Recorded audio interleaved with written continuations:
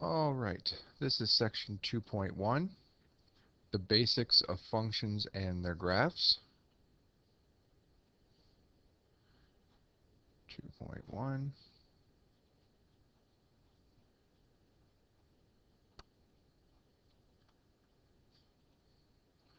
The basics of functions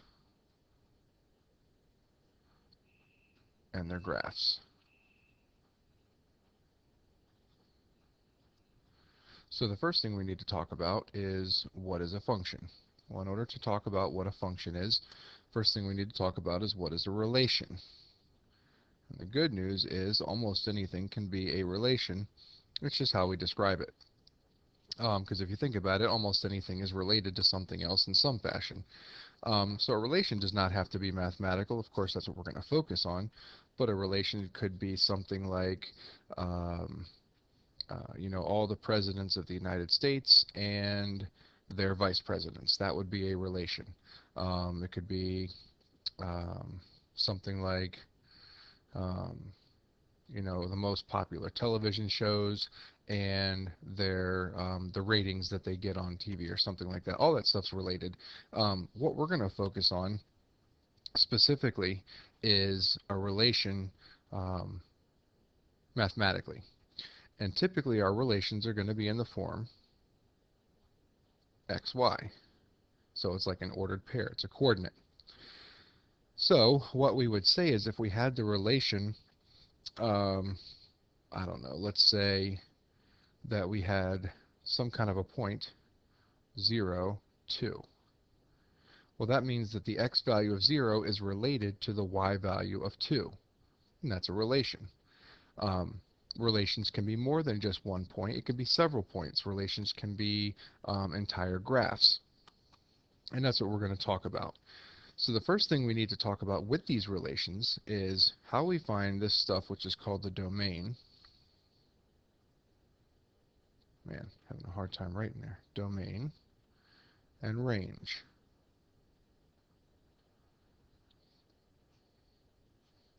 Okay, the domain, simplest way to put it, is all of the first components.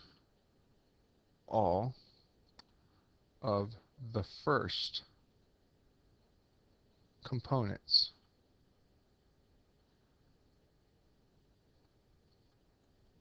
of the relation. Oops, a little delay there. Of the relation. So in this case, and for the most part, what we're going to have is all of the x values is going to be the domain, because for the most part what we're dealing with is the x values as our first component. The y values are the second component, and that is going to be what the range is. So the range is all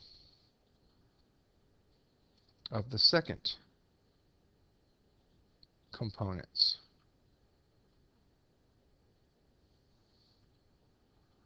of the relation.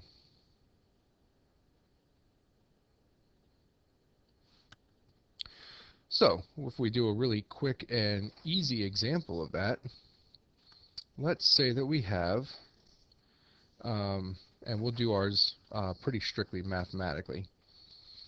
Let's say that we have the points, I'm sorry, the relation, let's go with green on this.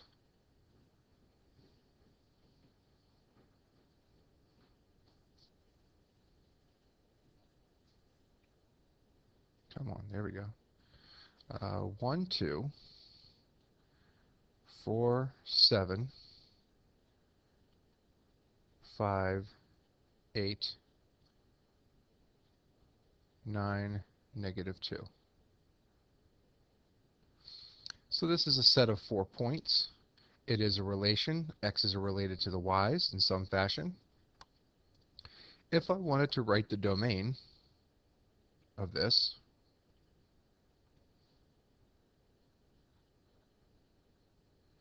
the domain is literally just the set, so it's a set notation, of all of the first components. In this case, all of our x values. So 1, 4, 5, and 9. 1, 4, 5, and 9. That's the domain. The range is the list of all the y components. The only thing that's required here is that you write the y components in numerical order. So negative 2 is actually the smallest. And then what, 2, 7, 8? That's the range. It's the list of all the second components or y components. And that's the general idea behind domain and range. The domain is all of the possible y components, x components. The range is all the possible y components. This is also going to be said as the input. Your domain is what you input into something and you get a range out. So that's the output.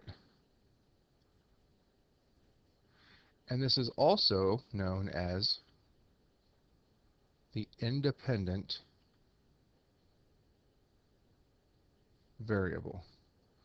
So your domain will be your independent variable, and your range will be your dependent variable, because what's going to happen is the y values or the range will depend on what you input for the domain.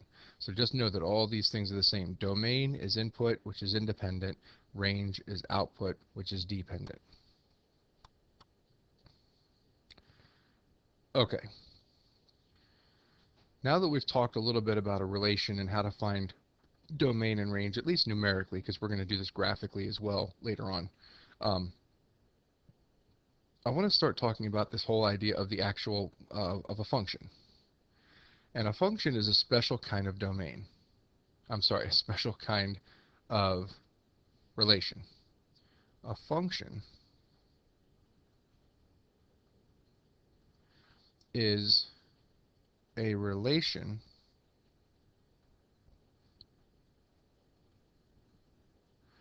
where each x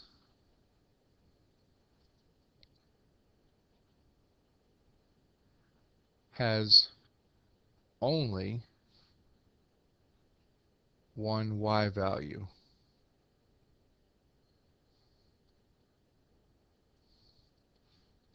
All right, so what does that mean?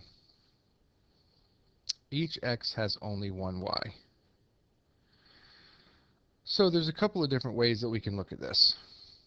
I'm going to give you this set of ordered pairs. It's 1, 6, 2, 6, 3, 8, and 4, 9.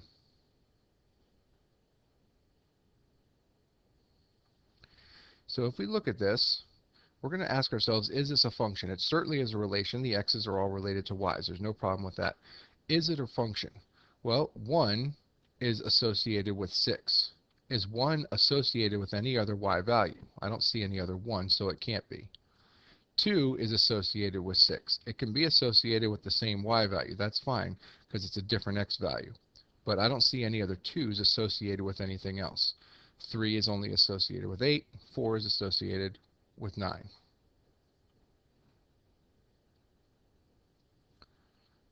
So this is indeed a function. I'm going to give you another one.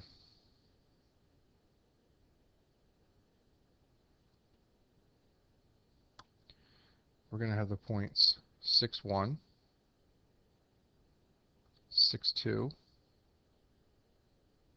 That's a 2, supposedly. All right, I don't like that. Let's get rid of that.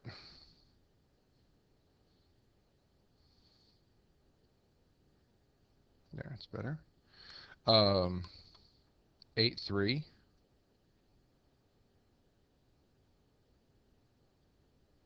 And 9, 4. And yes, if you're really paying attention, I really just flipped all these things around. But that doesn't matter.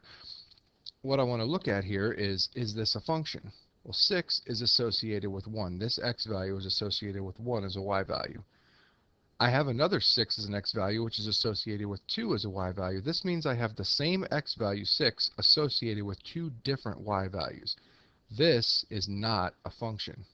So this is not a function. And this one is a function.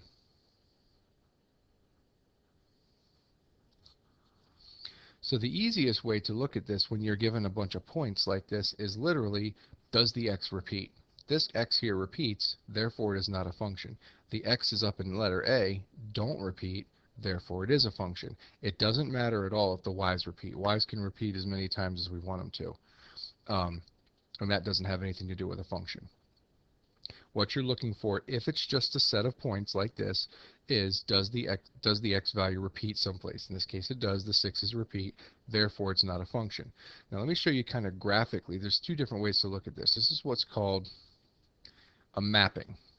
And this is the same points. If we took the exact same sets that we had in the previous page, so let's go back real quick. The first one was the set of points 1, 6, 2, 6, 3, 8, 4, 9. What you should see is that 1 maps to 6, 2 maps to 6, 3 maps to 8, 4 maps to 9. This is what's called a mapping. Okay, you really don't have to know that terminology because this doesn't come up an awful lot, but this is just a good visual. So this x value only goes to one y value in here. This x value only goes to one y value. That x value goes to one y value. That one goes to one y value. If you come over here, this is all the second set. I'm not going to go back, but this is the second set of points. As you can see, this x value here maps to this y value and maps to this y value because 6 was associated with 1 and 2. That is why this one is not a function. This one was a function. Okay, we're also going to look at this graphically, like on an actual graph a little bit later, and hopefully you'll be able to see what's going on with that. So that's how we're going to do this if you're given just a set of points. Not really difficult to do. Actually, it's probably one of the easier things to do. But what if we're not given a set of points? What if we're given equations? What are we going to look for? So we want to determine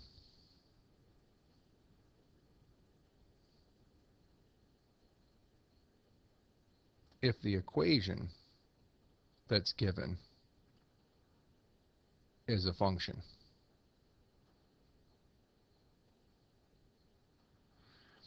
Okay, and there's a bunch of mathematical ways that we can talk about that. I'm going to try and, wow, that didn't even write all the way out. I'm going to try and make it easier for you. So here's the first one.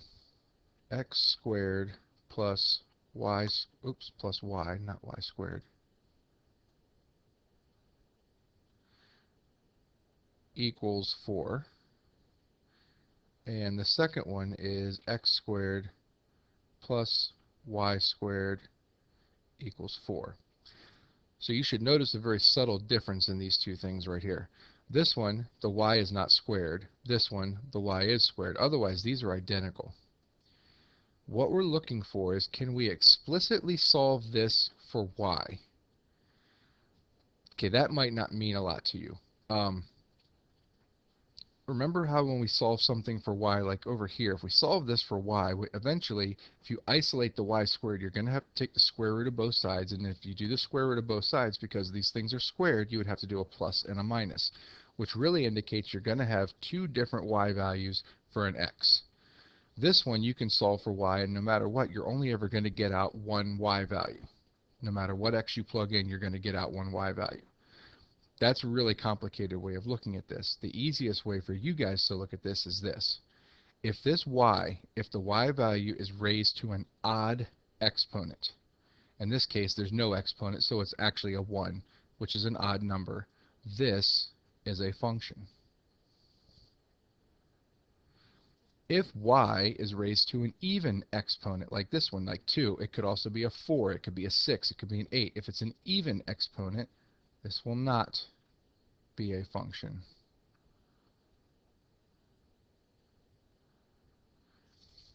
So again, the easiest way to look at this is y is raised to an odd exponent means the equation is a function.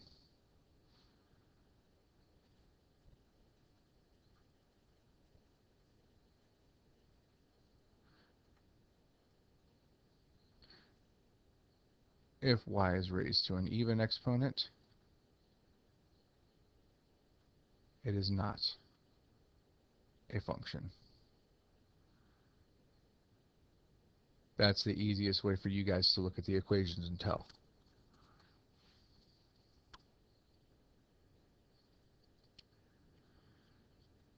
Okay, now that we've talked about how to determine if something is a function, both numerically and algebraically, we have to talk about the notation. There is this thing which is called function notation.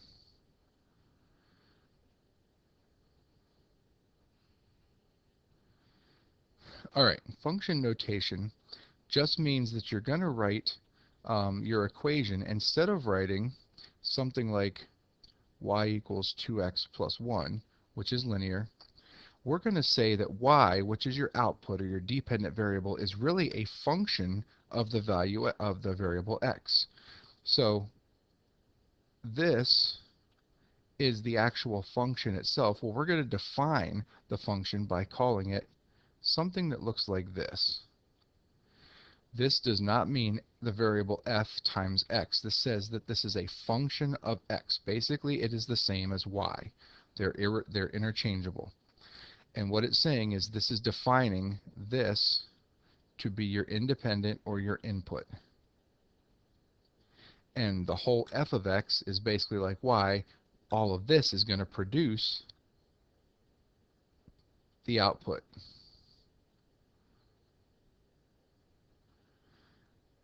So when I plug something in for x, I plug it in here, it gives me a value, that gives me my y value, it gives me my output.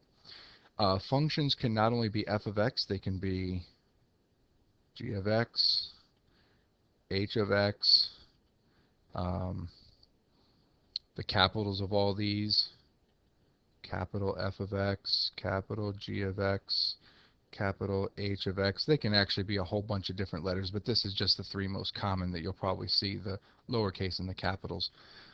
So again, what this is just a notation that's going to tell you that whatever I've got here, the variable is x, that's why they put it here, that's your input, and this is some kind of a function. So as soon as you put this notation, you are guaranteeing that this is a function.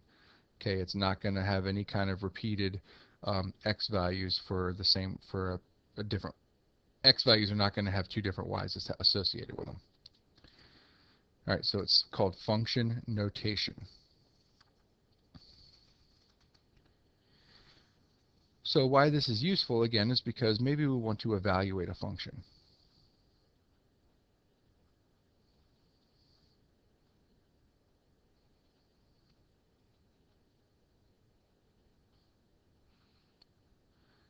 So if we want to evaluate a function, what does that mean? Well, if we were given some kind of a function, whatever it is, let's start off with something that's not too difficult. Let's say that we're given f of x is x squared plus 3x plus 5. Okay, this is our function. This is our function notation, which tells us the independent or the input is the x value. We'll plug something in for x's and then we'll get out a y value. So let's do that. We want to evaluate f of 2. What this says is I want to get the y value when I plug 2 in for x. See how 2 took the place literally right here. The 2 took the place of the x. So over here, the 2 is going to take the place of the x. And what you'll notice is wherever I had an x, I just replaced it with a 2. I put it in parentheses. It's a good habit to get into. When you take the x away, notice the squared stayed, the 3 stayed, the plus, the 5. The only thing I did was I removed the x, put the 2 in its place. And then we have to use order of operations to evaluate this. So order of operations, do the exponent first. So 2 squared is 4. You can then multiply. So 3 times 2 is 6. And before I can add anything, I had to do those two things. And now I just add. 4 plus 6 is 10, plus 5 is 15. So what this is really saying is f of 2 equals 15, that really means when x is 2, y is 15, this is an ordered pair. It's some point, someplace on the graph. I input 2, I got out 15, that's an x value of 2, a y value of 15, that's a point someplace on the graph. That's what that's saying. So let's try another one. So it's going to be a little bit more tricky. It's the same concept, but we've got more work to do. What this says is that f of x plus 3 is what I'm trying to evaluate. Well, this whole thing, whatever's in here, this is what I am plugging in to my x values here. So I am literally going to substitute x plus 3 into these x's. So let's take this one step at a time. I'm going to remove the x's because I am doing an evaluation. Remove the x, keep everything else. Leave a parentheses where the x was. Evaluating means take whatever's in here, which replaced the x here, and plug this in for the x's here. Well, it's going to go into my parentheses. So this is going to be x plus 3. This is going to be x plus 3. That's what it means to evaluate the function. Now you got some work. You got to simplify this. This is a x plus 3 squared. Remember, it's x plus 3 times x plus 3. I'm not going to write that out, but if you FOIL that, which is what you would need to do, square, double, square. Okay, this one needs to be distributed. 3x plus 9. And then don't forget the plus 5. And then we're going to combine all these like terms. So x squared is the only x squared term. 6x and 3x is 9x.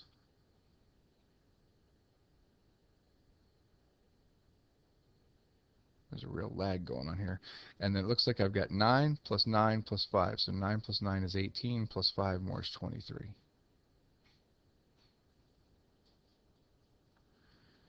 And this is f of x plus 3. Technically, yes, this is an ordered pair, but it's based upon a whole bunch of other things. It's an ordered pair of functions. This is a little bit harder to describe. But the input is x plus 3. The output is x squared plus 9x plus 23. Okay, we're going to do one more because it's actually going to be useful later on. So C is going to be f of negative x. Now, once again, I am going to take the x's out. So I'll put a parentheses in their spot. And what I'm going to substitute is negative x. This is the perfect example of why you would actually want to use parentheses, because if you don't put this negative in parentheses, it changes things. So we're going to put the negative x in parentheses. If I square negative x, it's negative x times negative x, which is positive x squared. 3 times negative x becomes negative 3x, and then plus 5. So that is f of negative x. And that's evaluating. If you have to evaluate a function, that's what you're doing. All right.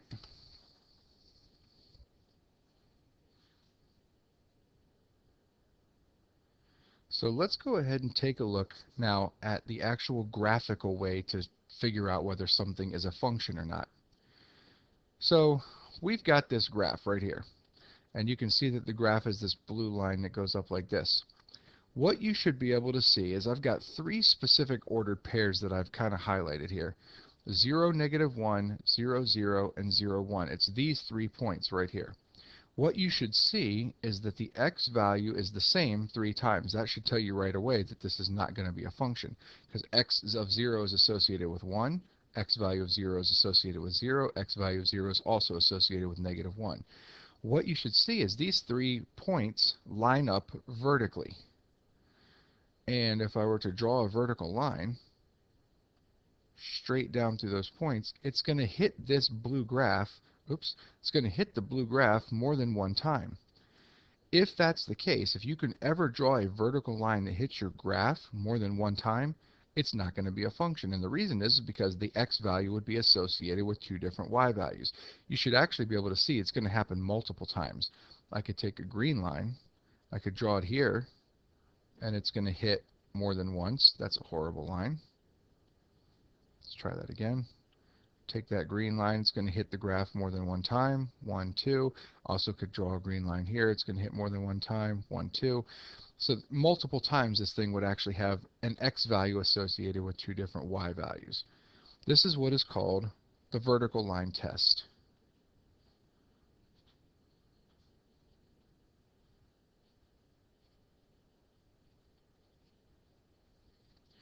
And all it says it is if you can draw the vertical line straight down through the graph and it hits the graph more than one time, this is not a function. So the vertical line test would indicate that this is not a function if you can draw the vertical line more and it hits the graph more than one time. So let's go ahead and take a look at some more examples of that.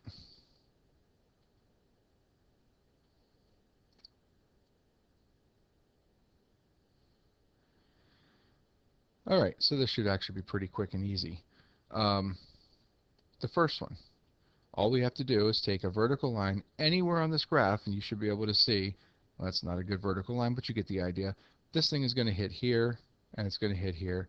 This is definitely not a function. There's no place on this one that I can draw a vertical line that it's going to hit more than once. I could put it there, it'll only hit once. There it's only going to hit once. There it's only going to hit once. There it's only going to hit once. This one is a function because I cannot draw one vertical line that hits the graph more than once. Okay, this one right here, there's no place I can draw a vertical line that's going to hit more than once. This one is also a function. And then the last one should be pretty obvious. Almost anywhere I put a vertical line, it's going to hit more than one time, so this is not a function. Again, vertical line test is one of the easier things to be able to visually see. And you should be able to pretty quickly tell that something is or is not a function just by looking at it, because you should be able to tell whether if you draw a vertical line or not, it's going to hit more than one time. Okay, so that's numerical. That was with a set of points.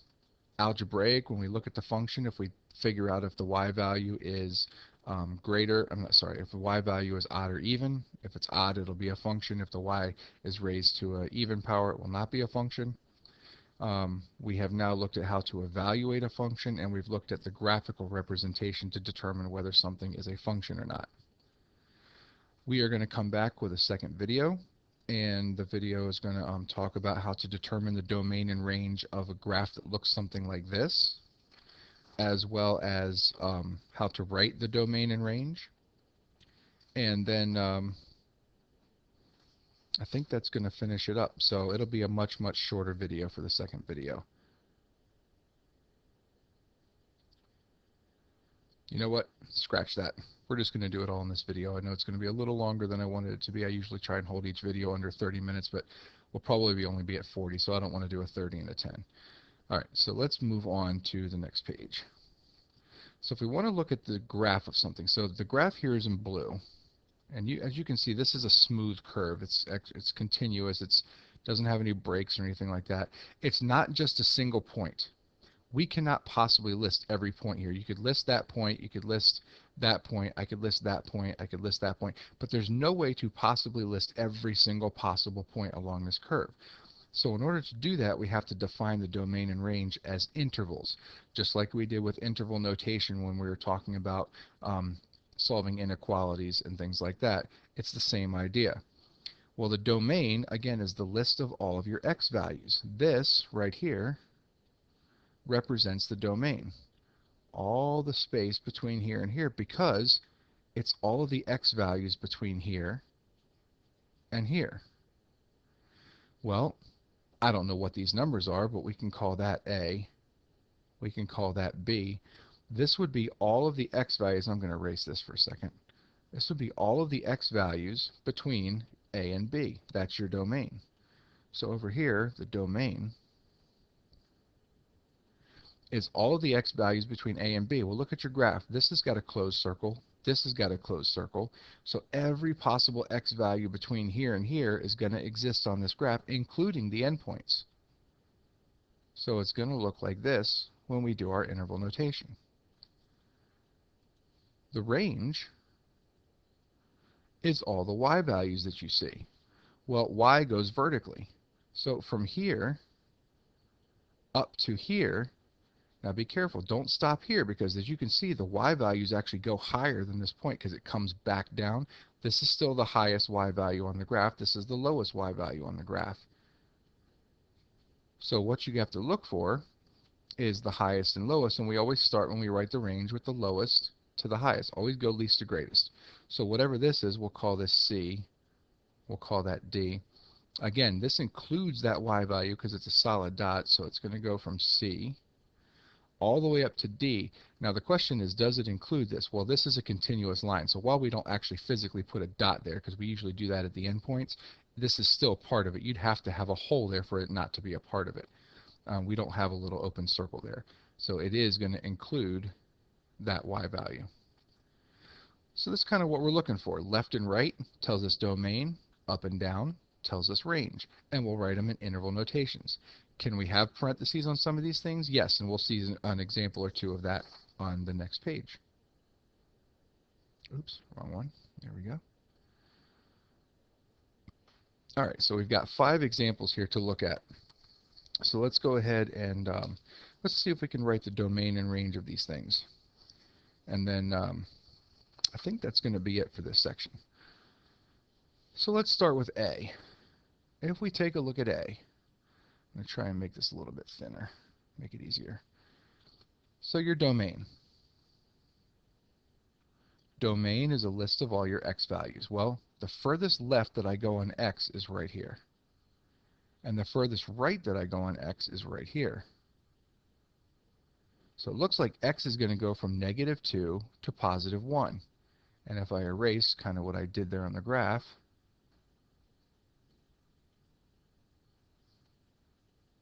there. The dots are included, so it looks like we're going to go from -2 to +1. That's the x values. Now we're going to look at the y values. Well, the y values go from here up to the highest point, which is here. So it's everything in between these two lines right here. That's the list of my y values. So it looks like the range, again, it's including the dot, is going to go from, now remember this is 0, right? Y value of 0 is right here, up to the y value of 3. And it includes both. Okay, that's pretty much like the one that we just did on the previous page. Letter B is going to be a little bit different. As you can see, you should be able to look at it, and you should see that on the left-hand side, I've got an open circle. That's going to make a difference. So again, x values. X values go from here to here, left to right. So it looks like we're going to go from -3 to 2. The only difference is now that -3 has got an open circle, so it's not included. So we put a parentheses on it. The 2 has a closed dot, so it is included. And then the range is going to go from here up to, it looks like here. Doesn't go very far. That's the lowest y value across. That's the highest y value across. So it looks like we're going to go from 1 to 2 on the y. 1 is got the open circle. It's not included. 2, however, has the closed circle, so it is included. Okay, hopefully this is making some sense. I'm trying to go through these a little bit quicker just to make sure, but we're doing okay. Okay, so domain and range on letter C. Okay, again, domain, left to right. This is the leftmost value I see on the graph, so that's right here. The rightmost value goes out to here. The leftmost value is -2, and it has a solid dot. The rightmost value is +1, but it has an open circle, so it's a parentheses. The range looks like the lowest part of the graph is right here at 1. The highest part of the graph is way up here at 5. Doesn't matter that there's an open circle in here, because as you can see, while this 2 right here is not included in my y values, this 2 is. So 2 is actually included. So we're just going to go from 1 all the way up to 5, and we are going to include both. All right, couple more. Something that we haven't seen yet. I'm just going to put DNR. This domain. This is an interesting one. Look at what happens with this graph as it goes to the left. This arrow indicates this graph is going to keep on going. Technically, watch the pen here. It's going to keep on going not only left, but it's also going up. It's hard to see because it's not going up fast, but it is. You can kind of tell that this is going up and to the left. And that arrow indicates it's going to keep on going that way, so it's never going to stop. Well, if it never stops, the lowest possible x value that I can have keeps on going to the left is negative infinity. Now the furthest right that I can go, it stops right here at 4, and that was a closed circle. So that gets a bracket. And now we'll look at the range. Well, the range goes from the lowest y value, which is here. So that's at 0. Remember, this is the 0 right here. 0 in the y direction. So we'll start at 0. It does include that one. But then again, this thing, while I'm looking for the highest y value, you can't see it on here. But again, this is going to go up forever and to the left. So that means it's going to keep on going up. So my highest y value is infinity. And again, you'll never get to infinity, so it gets a parentheses. All right, last one. We will not see a lot of this, although I will introduce it again briefly in the next section. This is what's called a step function. But what you need to look at is how this is drawn. So we've got our domain and our range. The leftmost x value is here at 1. The rightmost x value is here at 4. Okay, the 4 is not included, the 1 is included. Do I include everything in between? Well, the answer is yes, because if you look at this, it goes from 1 all the way up to 2, but it's not including 2 here. But it is including 2 here, then it goes all the way up to 3, does not include the 3 here, but it does include the 3 here, and then all the way up to 4 and does not include the 4. So I've got every value in between 1 and 4 where I include the 1, but I cannot include the 4. The range is a little bit different. 1 is clearly your lowest y value. 3 is clearly your highest y value. Do I have everything in between? Well, you should see that there's open space here. There's nothing in between here that's actually graphed. So it looks like I've just got 1, 2, and 3. It is literally just a set of points, 1, 2, and 3. There is nothing in between. It's not continuous. It's not connected in between. So there's no way for me to give other ones. So that is the range of this one right here. Again, we won't use this one too much, but it's good that you see how that works. All right, so that is section 2.1.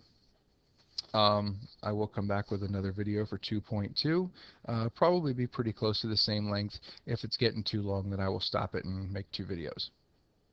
All right, so there you go.